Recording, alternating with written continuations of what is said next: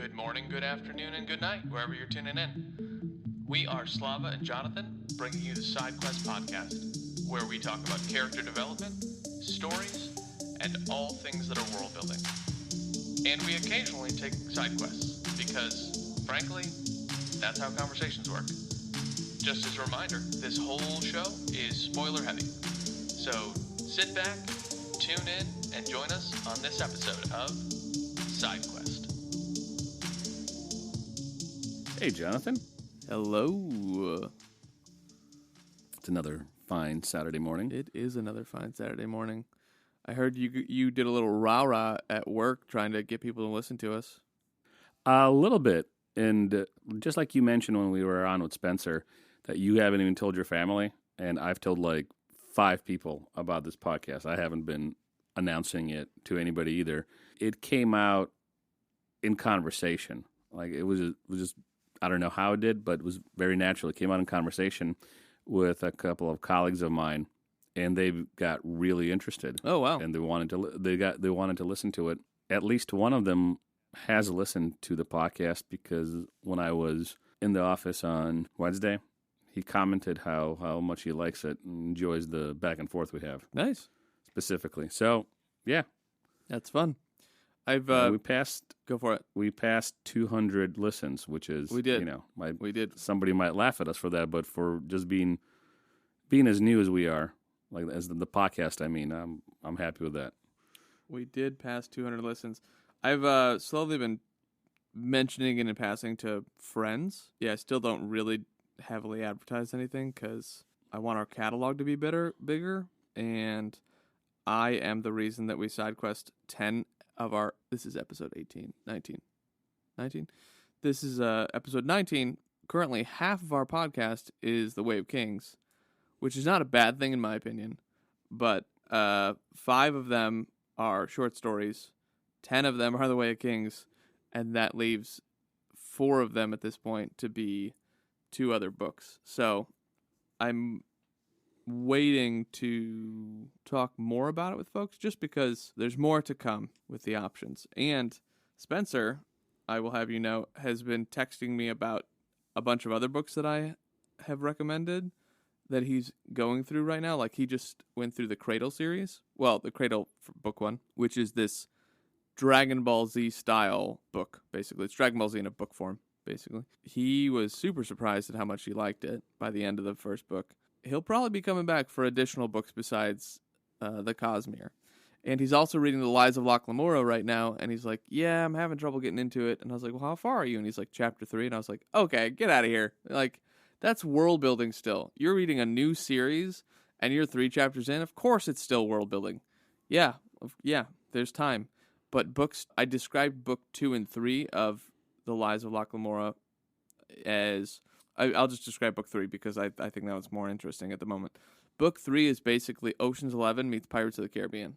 You mentioned that to me. That's the same example you used a while back. I don't think it's on any of our episodes, but yeah, I started Lies of Locke Lamora, and I'm having a hard time getting into it. But are you 3 chapters in, like Spencer? I am about a chapter in. I'm on like page 4. Well, yeah. So it's not Scott Lynch is not the same style of writing as Sanderson. It's very different. I assure you that this is a series worth trudging through the intro because you don't know the character yet. You don't know the world.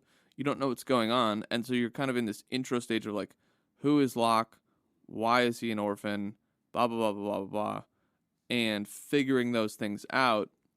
But not halfway, it's probably like, I don't know, chapter 12 or something like that, where the story picks up and you start to get more of his flashbacks and things like that. And then by the end of book 1, you have an established character, which makes book 2 and book 3. Oh, man. Book 3 lands on a cliffhanger, and then Scott had some mental health issues, so he stopped writing, even though this is supposed to be a 7-book series. And he's trying to drop a novella right now. Well, right now is relative, but there's rumor that he's trying to drop a novella that happens between the books. But the character of Locke is really interesting as you continue to dive into it.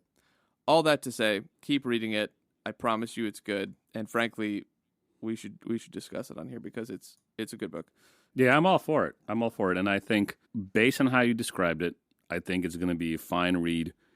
But I understand Spencer's predicament. That's too strong a word for this. But I understand his qualms, hesitation. Yeah. I understand his hesitation with it because I'm probably on page 30.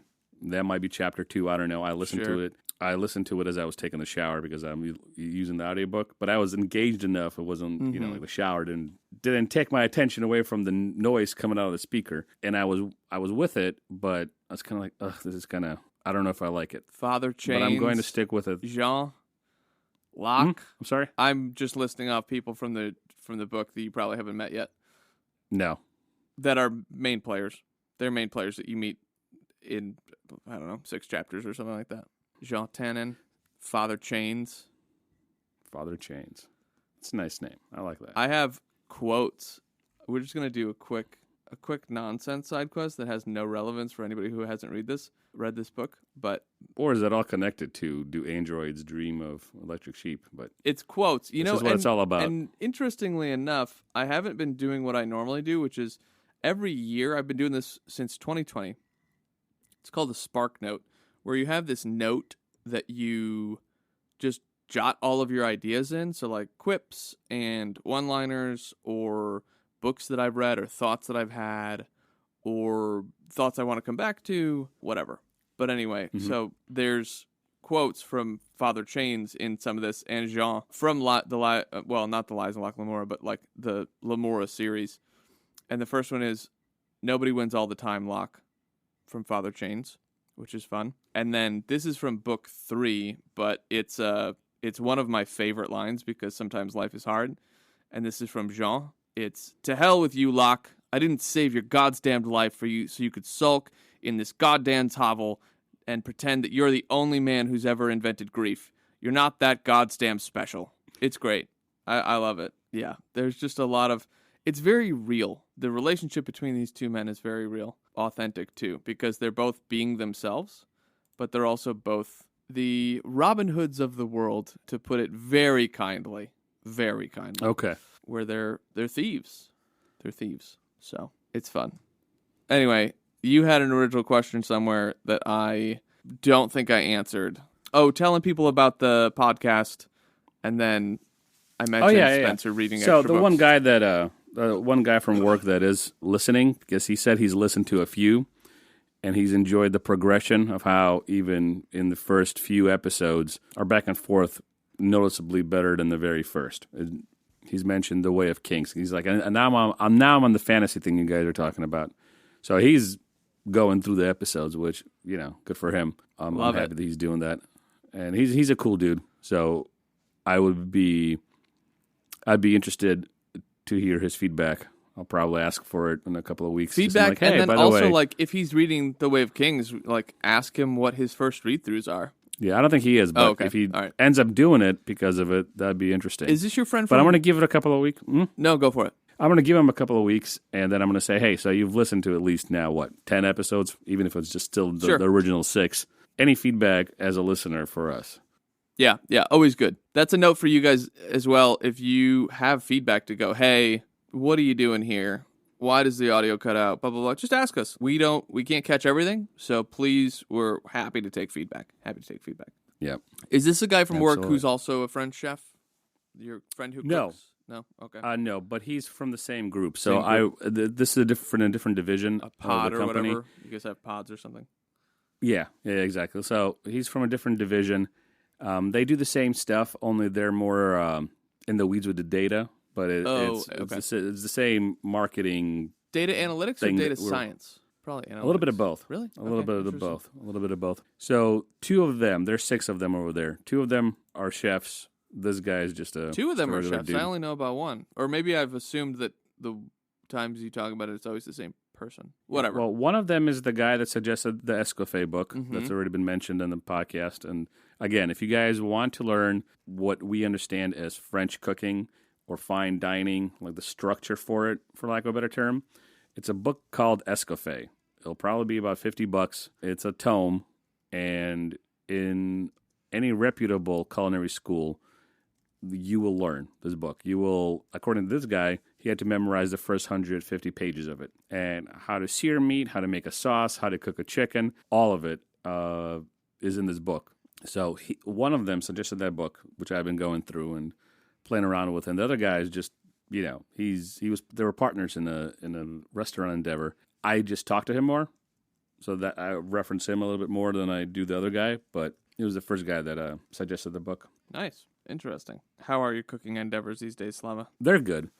I haven't been on top of things as much as I want to be the last couple of weeks because of schedule and work schedule, life and all that stuff. But I've been trying different kind of sears, different kind of meats, like some of the basics. How do you sear a piece of meat? How do you cook it so it tastes good, not like a piece of rubber? Something that Gordon Ramsay always says, no color, no flavor. So how do you get that first sear done well so it's not sticking to the pan, so it's not burning?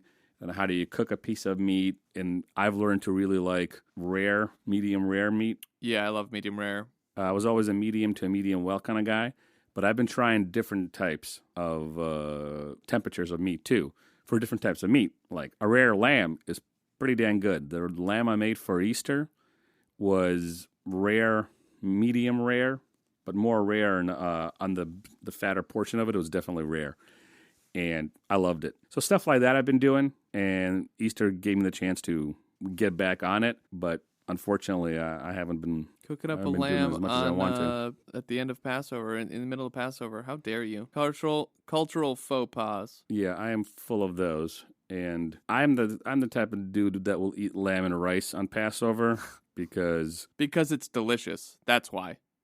Because it's delicious. And I haven't bought into the Ashkenazi kind of interpretation of what's appropriate to eat on Passover or not. I'm like, I always thought that was I'll interesting. eat lamb. Like, okay, dietary kosher laws, cool, fine with that, right? Like, that makes sense because it's, a law given by God. But the traditional stuff, and this gets to your Navani quote that you gave us a couple episodes ago, where it's like, tradition can be questioned and that's okay because, frankly, if you have a family, like, you should be building your own traditions because it means something to you. And it means that you can question traditions you were raised with if they didn't serve you. Yeah. And that's okay. Yeah. Debating is okay. Even debating doctrine is okay. Like, that's what it's all about. Like, in the intro, you say that's how conversations go. Yeah. Well, that's how life goes. I believe a lot of things very stringently, but I'm willing to debate them. Well, you're a man of conviction, right? And that's part of it's one of the strings that our friendship rolls on. And frankly, like, the group that we grew up with, like, we were all people of conviction. And, like, that was one of the things where we would toss back and forth, like, these ideas. And, like, is that a good thing or bad thing? Like, people would, I don't know if you remember this, but sometimes we'd bring outsiders into our hangouts, and they'd be like, why are you guys mad at why are you guys mad at each other? And it's just like, we're not. We're enjoying ourselves. What are you doing? You get two Jews together, they have 13 opinions. So right. You get 6 Jews together, and you got an encyclopedia. Right. So the interesting thing is, I think, like, you and me specifically in that friend group, at least you and me, not true for the whole friend group, but we have maybe a more Eastern way of interacting. There's cooperative overlapping in conversation. Like, there's people shouting and arguing. None of it is done with any malice, right? No, it's just, we're just passionate about talking. And sometimes when I get animated about things I'm even disagreeing with, but I'm disagreeing about them in a very, very friendly way. I'm actually agnostic to the point, and as I'm getting to the point of that agnosticism, I have some opinions, and I'll get animated about those opinions, but at the end, when I get to the conclusion, I'm like, but I really don't know, or I really don't care. But even getting to the point where my listener is about to hear me say, I'm agnostic, I'm animated about everything else. And they're like, dude, Slava, calm down. It's okay. It's not a big deal. I'm like, no, I know it's not a big deal. I'm just freaking animated. Leave me alone. Yeah, exactly. I'm not always the podcast. Like, when I started, I know if I go back and listen to the first 3 episodes, I'll sound more mechanical, more academic. And we talked about that. This is something I have to just break in myself, because every time I've done public speaking before this podcast has always been in a more academic, didactic kind of setting where I'm teaching something, or right. I am talking to a group of people explaining something, which is, I guess, the same freaking thing at the end of the day. Here it's a more free-flowing conversation. And you know me, like I can talk for hours about stuff and not about be nothing. dry. You can talk for hours about nothing because you talk to me for about an hour about nothing. Absolutely. And not be dry and, mechanical. So I just have to kitchen table Slava with a glass of wine, get that Slava to be in front of this microphone. And I think I'm getting better than that. Yeah. So. Makes sense. Yeah. Anywho, that was a fun. It was a fun intro. How about we discuss androids dreaming of electric sheep? Let's do it. So in the last episode, I mentioned that I wanted to talk about the world, which I think it was a missed opportunity for the introduction of the first episode. So we're going to kind of swing around. Yeah. And I want to talk about the world and then switch over to taking chapters a little bit by chunks and really pick up the conversation that we left off in the previous episode about empathy. Like, what does it mean to be human? Because again, Dick, he's come from his perspective, from his worldview. We're all living in a simulation. And I don't know how much that had an effect on writing this book. Maybe a little bit, but author's intent, it matters. So, and I think we mentioned this before we started recording. Maybe we'll get into the philosophy of the book in a bonus episode. I think we really should. But for right now, for the purpose of this episode, talk about the world and kind of take chunks of the chapters and do a little bit deeper dive into these chunks using the setup we started in part 1, where empathy, entropy, and the need for human connections. All right, so getting into it, what did you think about the world? Because it's catastrophic, it's barely inhabitable, all the animal life has been eradicated, or at least most of the animal life has been eradicated. Humans are leaving for Mars. It's kind of maybe a secondary, even tertiary part of the question or part of the issue. But the world itself, because it's kind of futuristic, you have these empathy boxes that do their own thing for the religion. You have flying cars, you have laser guns, and then you have this world that's falling apart. And I know there's not a lot of details, like it doesn't describe the world in great detail, but then the cities are congested, parts of the wild, as it, maybe for lack of a better term, that's kind of also falling apart. It's hard to be there. It's hard to survive. Great question. Yeah. What did you think of the world? The world felt a little bit like Fallout meets the Jetsons. Ooh. That's nice. I like it. Yeah, because Fallout is this dystopian nuclear wasteland that has rubble and kibble just everywhere, and there's very few inhabitable places, and there's androids and robots and machines around that have become, or are sentient. And then you've got the Jetsons with flying cars and laser beams and whatever. So it struck me as kind of a mixture of these two things. Not in a bad way necessarily, but in a curious way, because it seems peculiar to me that such an advanced level of humans that can make flying cars and laser beams would be able to at least create some sort of self-preservation in bubble cities, if I can call it that, where there's like a globe or a greenhouse, like a terrarium. There's actually there's like a term for this that I can't remember, where you, an ecosystem, a self-sustaining ecosystem that is this globe that you live in. And we've seen it also in, what was that video game? BioShock, in the ocean.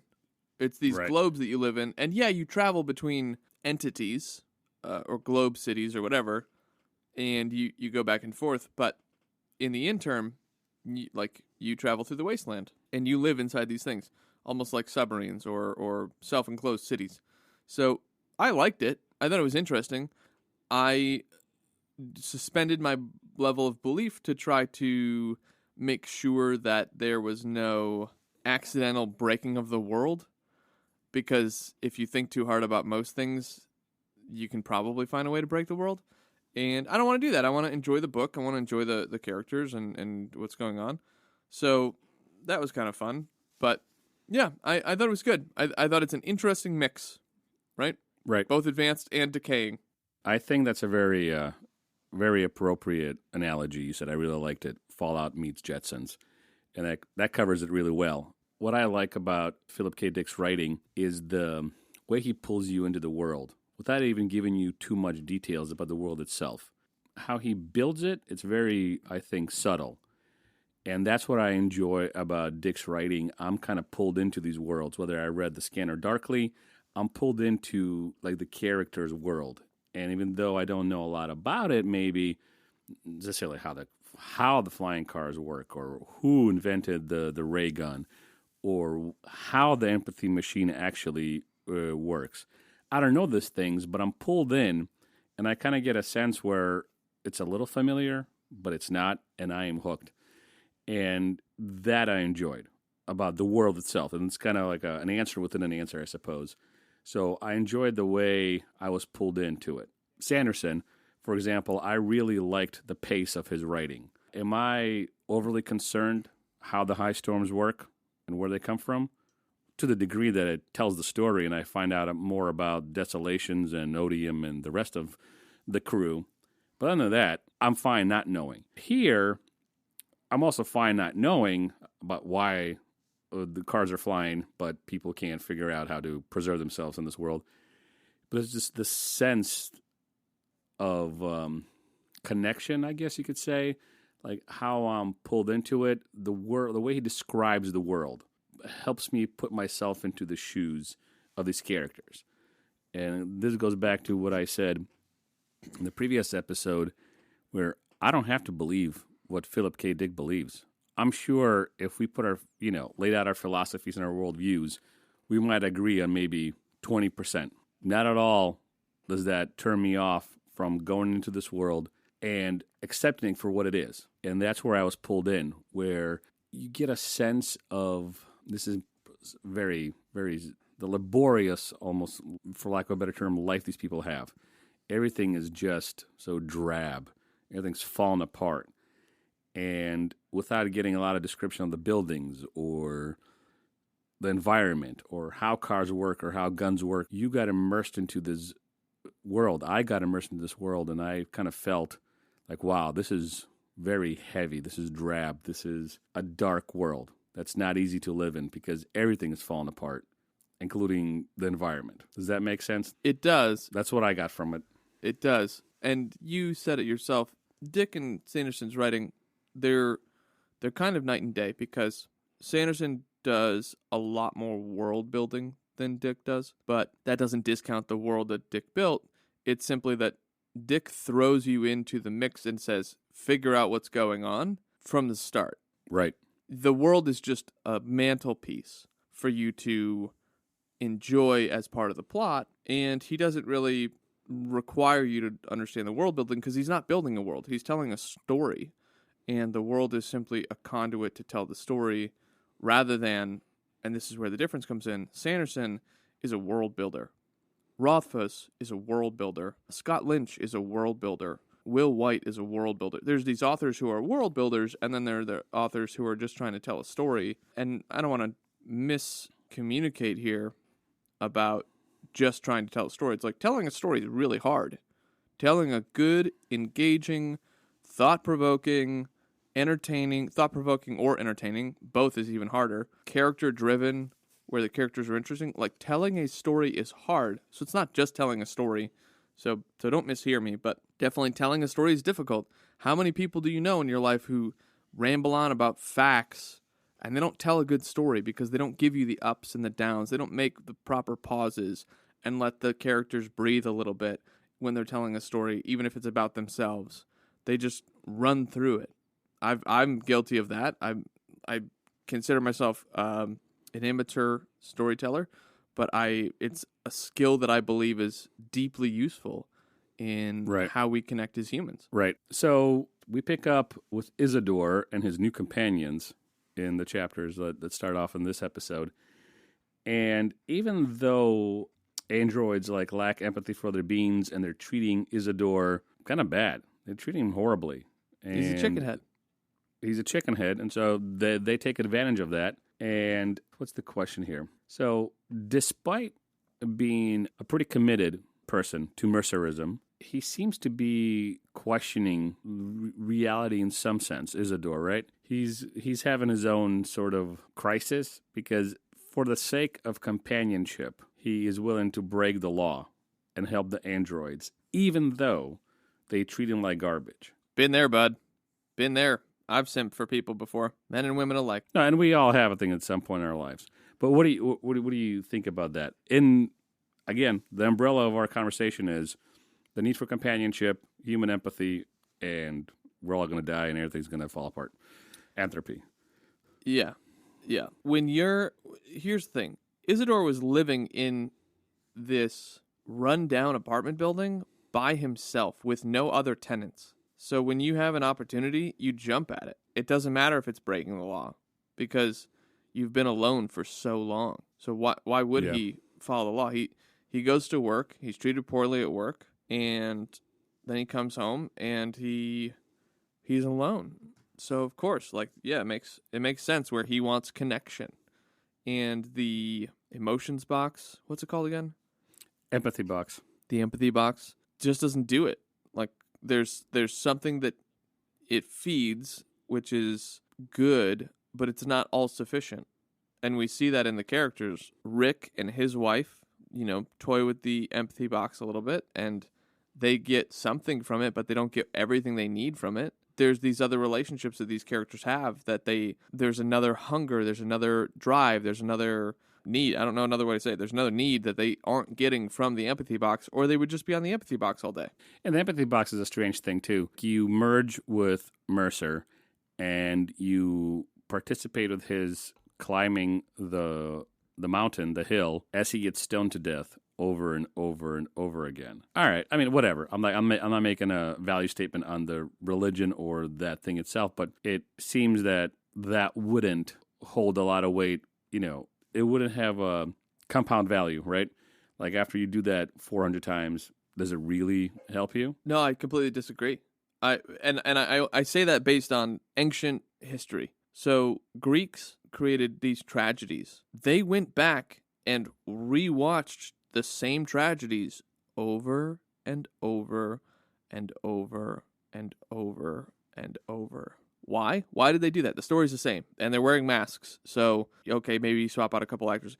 It's because when you watch a tragedy, at the end of it, you get this big, deep breath of like, well, at least it's not me being Prometheus, packed out my eyes every day, and my skin is torn off, and then it regrows, and they do it again the next day. Man, my life might be bad, but it's not that bad. That's a good point. I retract my statement, actually. Yeah, so maybe there is for some. It's not compounding people. Value. It's the same value because you need to understand that your life in context is not as bad as XYZ example. Shoot, there's people, I literally have met people, and sometimes I've been the victim of this, that have kept me around or kept people around because their life is worse than that person. And I don't think that they understand that they're doing it. But, when you have a visual marker of tragedy in front of you, I think it makes you feel powerful if you're a disturbed human being. And it makes you feel comforted that, like, well, at least my life's not as bad as Jonathan's. No, I get it. That's a very good point. So a second side quest within a side quest. I bought a book that has Inception. a couple of, and definitely Inception. How apropos is your statement there? This is Dick's notes that I bought a book of over the last days. Reality, he says, is hallucination and can be voided through faith, whereupon the absolute time and place appears. In Do Androids Dream, we reveal 3 levels. The surface level, below that, and below that. So the surface level is Mercer is real. Below that, Mercer is fake, a hoax, and a fraud. But below that, Mercer is still real, and that's the bottom line. So I think what you just said, that's absolutely true for the people in this world. And maybe that's how Dick envisioned it. When Mercerism is revealed to be fake, people still adhere to it. They'll still go to the empathy box, Mercer says. Or Jerry says, right? Yes, I agree. You're a poet. So, right. So Mercerism is real even if it isn't for these people, because merging with Mercerism does the same thing for these people that the Greek tragedies did for the Greeks, right? and sometimes do for us today. We read Greek tragedies right today. Here's some of the Sparks notes. We're just gonna steal some stuff from the Sparks notes for this conversation. Despite going against his core beliefs, Isidore sides with the androids. He seems to realize in his own fashion that an android is no less miraculous a form of life than himself, a human being, and that society has betrayed his belief in mercy by denying him his own humanity and labeling him a special. Isidore expresses a willingness to help his new friends who have likewise been oppressed, but oppress him too. That's my addition to it. So I don't agree with all of what whoever wrote the Spark Note says, but I agree with the fact that Isidore decides to help the androids because he realizes that the people who are not specials, who are real humans, treat him, a human, sometimes even worse than they would treat an android, or the same way. Both aren't shown mercy. That's probably more to the point. He's not shown mercy. Neither are the androids shown mercy. So he kind of sides with them because he's been used and abused. So there's that kind of. Did you want to finish? No, I'm finished. Go ahead. There's two things. I want to go back a second because I'm thinking more about this Greek tragedy thing, and I think it actually stems further. And it's not only the comparison that allows us to take context of our lives, but it's also something you and I discussed a while ago where it's like, well, why do I keep rewatching the same shows? Why do I keep rewatching the same TV and books and whatever? And then I can't remember which psychological paper or whatever I read, but there's less emotional weight that goes into going back to something familiar. Oh, yeah. And so that's part of it. And then also, like, it's Stockholm Syndrome. Not one-to-one comparison, but like lemon to lime. Sure, yeah. Lemon to lime. Where it's like they're in the citrus family, where you would go back to Mercer even if it's fake because it gives you something to believe in. And Jung talks about this, and Viktor Frankl talk about this, where you have to create meaning in your life. And I think Isidore does this well, where he gets this opportunity to grow at work, I guess I'll call it, where he's stuttering a lot, but then he gets the opportunity to explain something. That's a moment of growth for him, I see in his character. And then he gets to go back home and starts using that newfound confidence to interact with the androids. He then uses that same thing to go, it doesn't have to be this way, and I get to... It's like a big moment for him. I get to make decisions, and I don't have to just be a chicken head. I think that's right. And, well, I don't know if I want to say and add anything. I think that wraps it up pretty nicely. My new endeavor with this podcast is to simply take all of your questions and nip them all in the bud as quickly as possible. It's like Tetris. It's like verbal Tetris. Right. To make it so that you you're only speechless. done it once, so you got a long way to go. To make you speechless, and then the goal is to try to complete the podcast forever.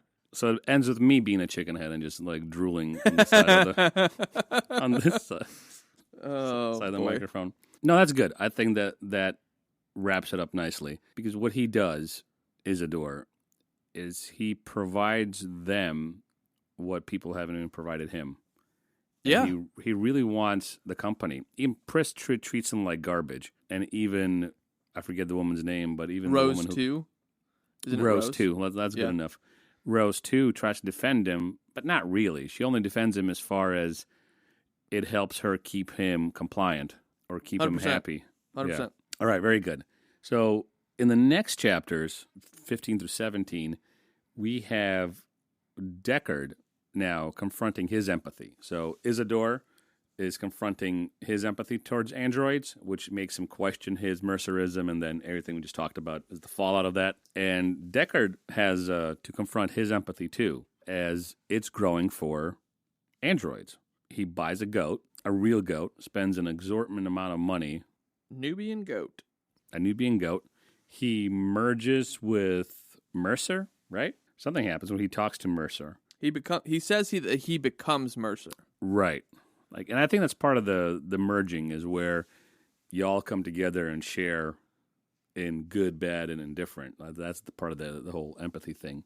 So he's now conflicted with his job and is reluctant to continue killing androids. Sounds like Dalinar. Yeah, actually. Talk about that a little bit. So if you didn't hear our Way of Kings podcast, Dalinar is a famous general who is given this nickname, the Blackthorn. His character is built off of the seed of the Mongols, a constant raiding group that ends up conquering a nation and then has to run the city-state or run the nation, and goes, man, war was so much simpler than this. And so he has aged a while, and he now is still fighting these folks called the Parshendi. And while he goes out to fight, he has these moments of conflict with himself where he goes, why are we killing these folks? We don't know anything about their culture. We don't know anything about them. And then he's also starting to realize that maybe he's killing not just men, but women and or children who are out to battle because they don't understand the culture enough.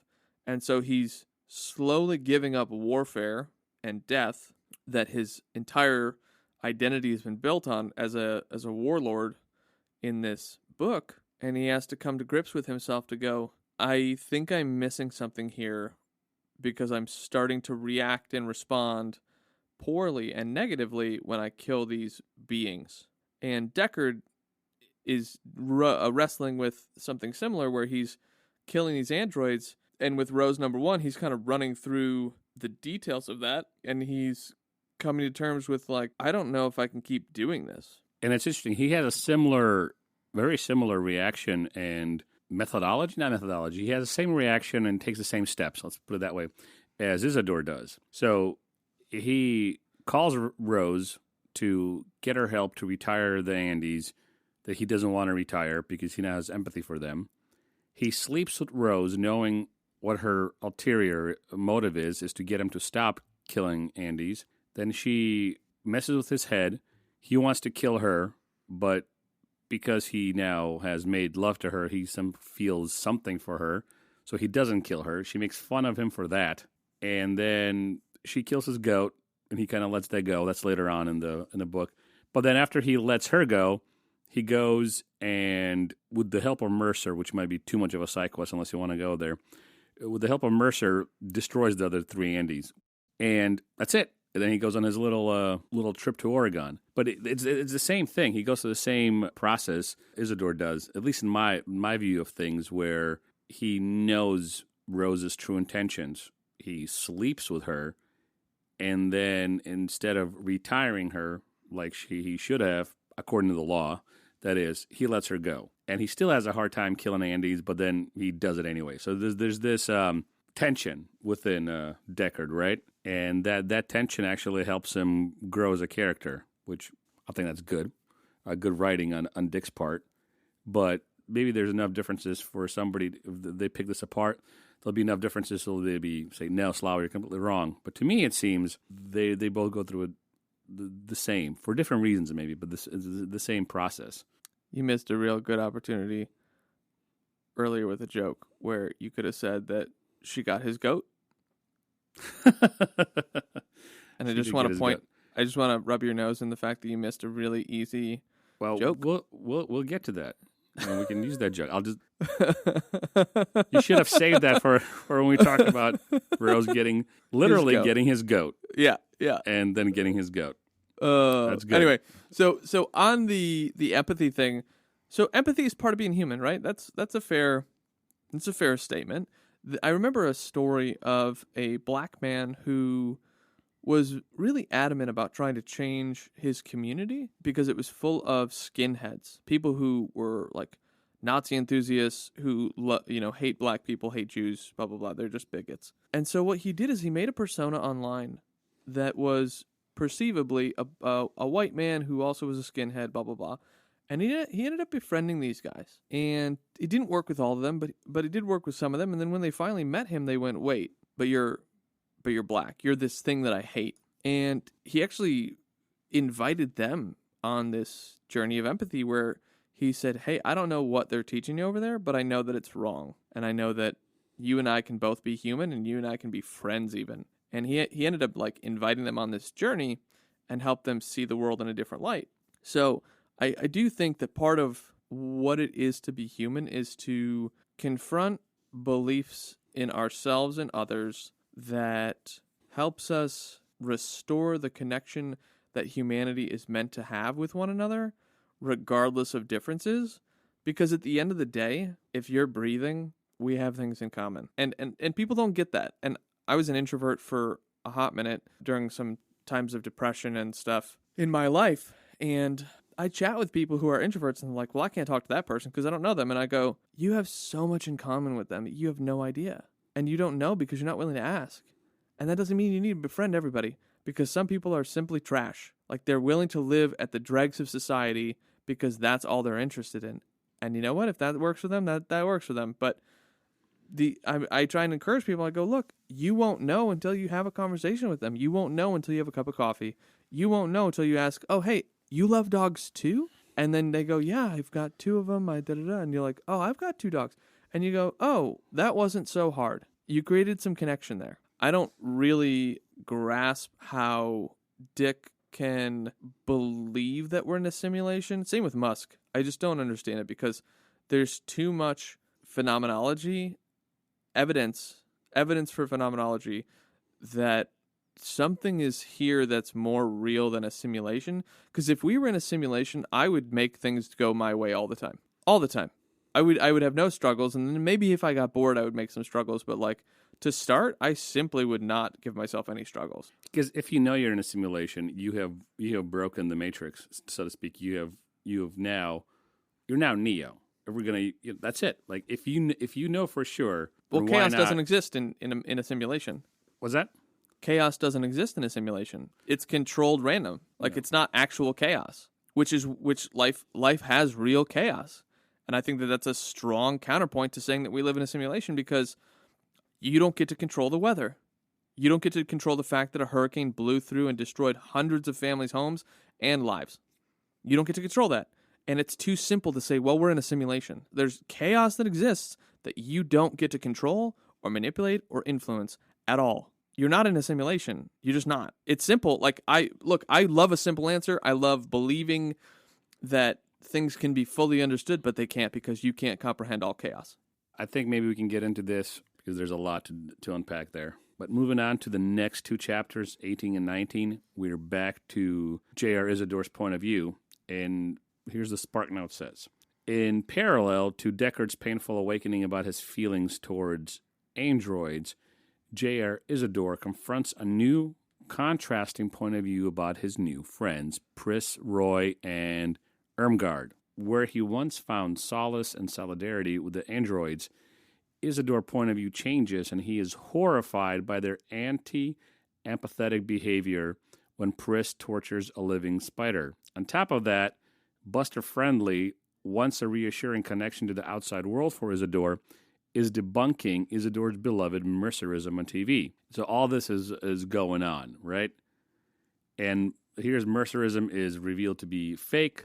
The guy who plays Mercer, he still argues that life needs saving. And Isidore's faith has been shattered, but he's told to continue as all life must, even in the face of certain annihilation, because new creation will continually to emerge from Mercer's tomb world, which is the cycles of life and death, and Mercerism. So that's interesting to me. And I'm reading this for the first time. I didn't prepare this for the episode, so I'm reading these notes as I'm scrolling through them. I think that's very interesting. And that kind of goes back to what I said in the previous little bit and you said in the bit before that. That's kind of cool. Despite the fact that, and hey, Buster is an android. That's the funny thing. The guy who reveals Mercerism is fake is actually an android. We find that out later in the book. Dun, da, da. Ta-da, spoiler. I think Isidore, he's kind of broken, right? Because he wanted so bad for this companionship that he actually went against some of his core beliefs to have these companions, even when they were treating him bad. But as they like clip legs off a spider and watch it suffer, he's broken. He kills a spider to put it out of its misery. They should go hang out with Nambalat. Dude, yes, they should. Nambalat is an android. Here we go. I knew it. That comes out in the Secret Project.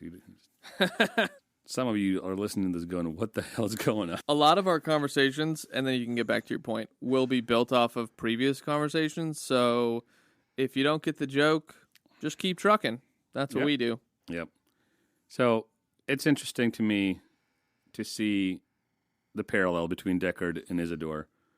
And I'm glad I'm not the only one, because for what it's worth, Spark Notes, the people who put it together, they seem to agree with me, or vice versa, although I didn't read the notes before I said what I said. Good authors, good storytellers. I was just reading, I think her name is Lisa Cron. I read this book earlier this year about how to tell better stories, and so you do these drafts. How am I going to summarize this? Because it's a reasonably thick book. Basically, you figure out what your themes are, you figure out where you want your characters to grow, and then you go back and do revisions to make sure that each of the moments that character's experience bring them closer to or purposely further away from that goal of growth. And then you go and find other symbolic things to put in there. If it's like, oh, they don't believe in authority, and then maybe the first scene is them in walking out into the rain without an umbrella because authority is an umbrella in the hierarchical sense of they should be there to offer protection and comfort and things. And then the end scene, the movie ends, and the person is now walking in the rain with an umbrella and someone by their side because they've decided to embrace authority and also take community along for the ride, whatever it is, right? But you have these moments where the character goes through trials or even just passing conversations with friends that are supposed to build into the story. Hard stop. And every side character should build into, if not the main theme, sub-themes that you're writing. So the fact that Dick did this well, and this is why we enjoy good stories, this is why we classify things as good stories and then enjoy them, is because we see these parallels, even if we don't see them and we don't spend time analyzing them, like they're still there. And so something calls out to us that goes, Rick and Isidore are going through similar things, and that's why I feel a central theme through the book. Yeah, absolutely. When all this is going on, like the torture in the spider, and Rick Deckard is about to come and kill the androids. Isidore goes to the empathy box, and he's told by the actor Al Jerry that, hey, life has to continue no matter what. And when Dick is talking to Mercer, who he believes is Mercer, when he joins with him, and then I think he sees Mercer, has a hallucination of Mercer in the hallway of this apartment building, Mercer assures him that the murders of the androids are necessary, right? And that he must play the role of the killer. This is just the world. Like, here's again, this is from the Spark Notes, so we're giving proper citation. The real world too must possess both martyr-like figures and killers in balance. Even though, and then as he starts to kill them, the baddies put up a fight, but ultimately show passivity and detachment, which are characteristic of androids in this novel, right? And here, unlike his previous kills, which we get a glimpse of, Deckard kills them in unglorious fashion, proving to Mercer that he can fulfill his duty as a killer. But Deckard is forever changed. He no longer dreams of wanting a real animal. He no longer dreams about being a bounty hunter. And Deckard now fully empathizes with the android, and his days as a bounty hunter are over. And so Rachel Rosen's tactic, SparkNote says, of seduction to induce empathy has ultimately been successful.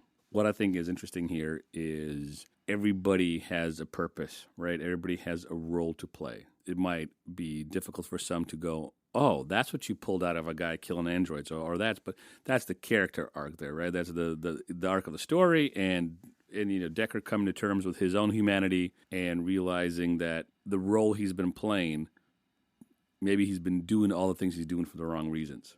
I don't know. What are your thoughts on that? So, not everyone believes they have a role to play, which is a role in and of itself. But I would agree that everyone does have a role to play. I would also assert that not everyone believes they have a role to play, which is why they live in negative cycles and degeneracy of their own flavoring. I would also say that Deckard shows us, and this is something I attest to as well, that you get to create the life you want. You get to create the life that you want. Absolutely. And most people need that reminding. I need that reminding. Yeah. Because he ultimately changes.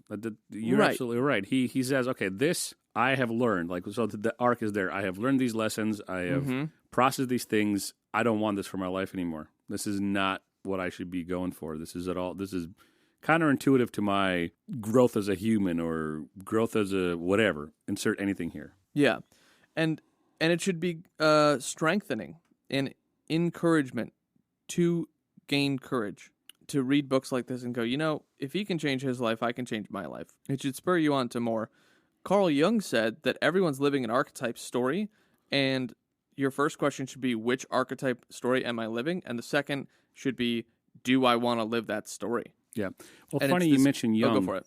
No, sorry, just real quick, and then I want you to finish because I think you have really good points. Funny you should mention Jung. From the notes I read and a couple of lectures that I've sent you, I watched them in their entirety a long time ago.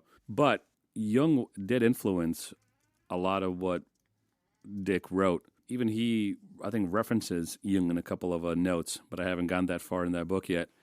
But I do remember from a documentary that one of the books, I think his very first book, was very Jungian or heavily influenced by Jung I didn't and know how that. Jung views reality. And that's what Dick's stories are a lot about, what it means to be human and reality. What is reality? So to your connection with Jung is very good because that's where Dick's getting some of his stuff. It's from Jung. Well, that's interesting to me because I didn't know that, first off. Secondly, I relate a lot of things back to Jung because I believe that Jung was one of the very few people in existence who stood at the precipice of madness and mastery. Madness and genius. And I think I've mentioned this before, but if you read his red books, he is meeting his own subconscious. He is speaking with different spirits. The man's wild. And that parallels a lot of what Dick went through in his life. He said that he had encounters with spirits. He said he's had encounters with deities or entities from beyond the veil. And they have told him a lot of the stuff that went into his book. That's what his biographer said. There's people who were very close and people who were adjacent to Dick who knew about this during his life and have, when they were interviewed for this documentary, repeated those things. So that's an interesting connection too. I would be curious to see if someone could spend the time doing this, and I don't have the time for this. And I don't know if you ever have this, where you think, man, I really wish someone would put out a book or a study about blank, whatever it is, where you just go, someone go consolidate all the information, like bring it back to me, and like, I want to read about it. Following folks who believe that they've been met by spirits and looking for the patterns of the things that they were told to get a bigger narrative of the movements that the spirit realm is trying to make on the gray to dark side, and if you can find them, the positive side as well. I believe that they're out there. I think that there's just a little more vetting that people give to the dark side than the light side. But that would be something that I'd be curious about because this book is about androids, and we are moving toward AI, and you talk about this bonus episode, and I mean, it could be a podcast in and of itself, man. Like, we can do the bonus episode, but it could be we can do a full episode, just call it a bonus episode, but yeah.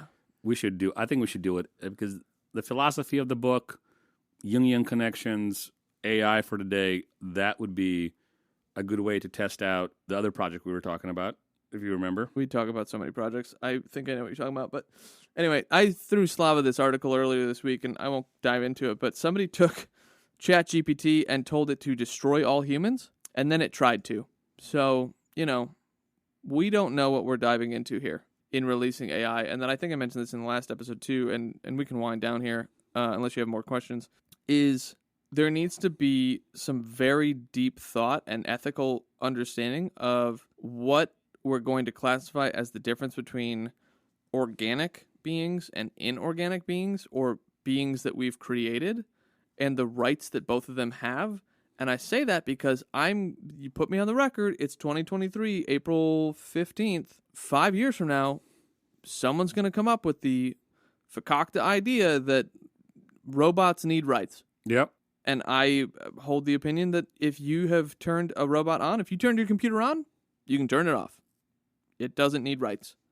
It is not a soul. It has intelligence. I'll go as far as to say that.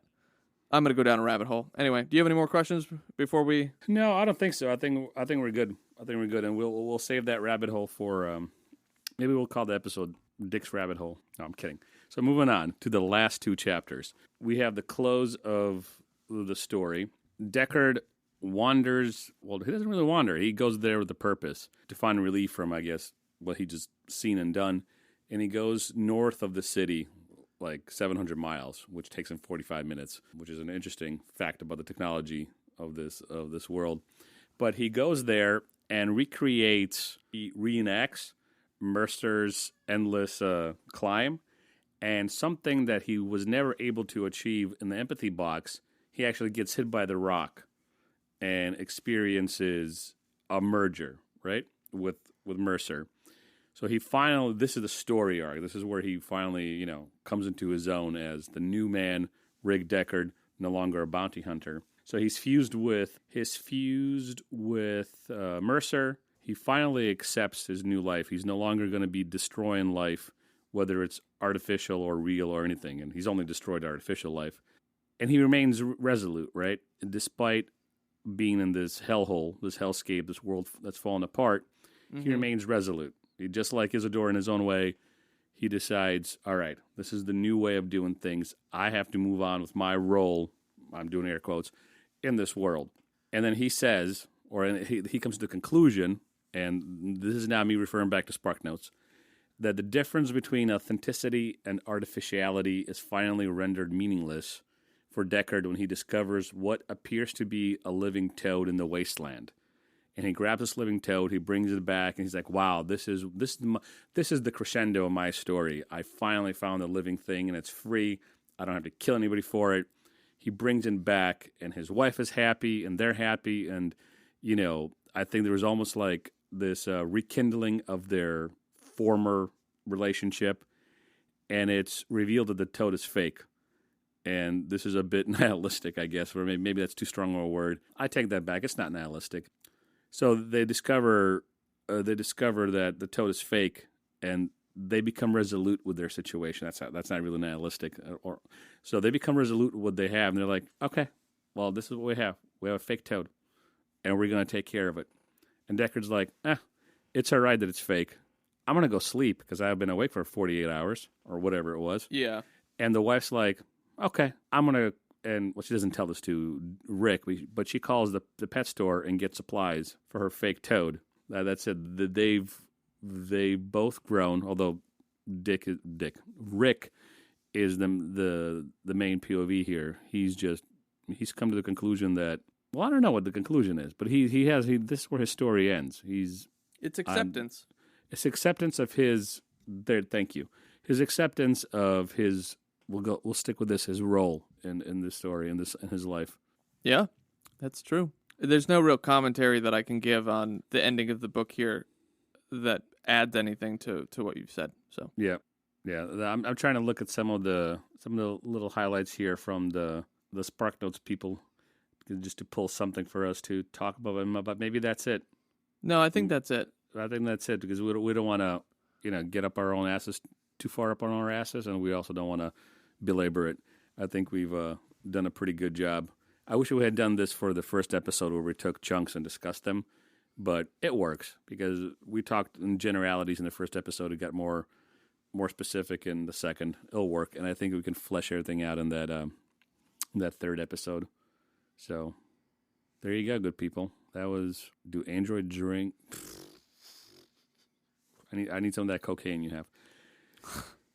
So that's it. We are done with Philip K. Dick's Do Androids Dream of Electric Sheep. Goodbye, good people. Goodbye, good people. Goodbye, good people. Goodbye. Goodbye, good people. Goodbye, good people. You sound like Marilyn Manson a little bit. They call me the Manson. Yeah. On the streets. What was his song? Charles Manson. No. Ooh. He sang songs too. Woof. They're weird. I'm not surprised.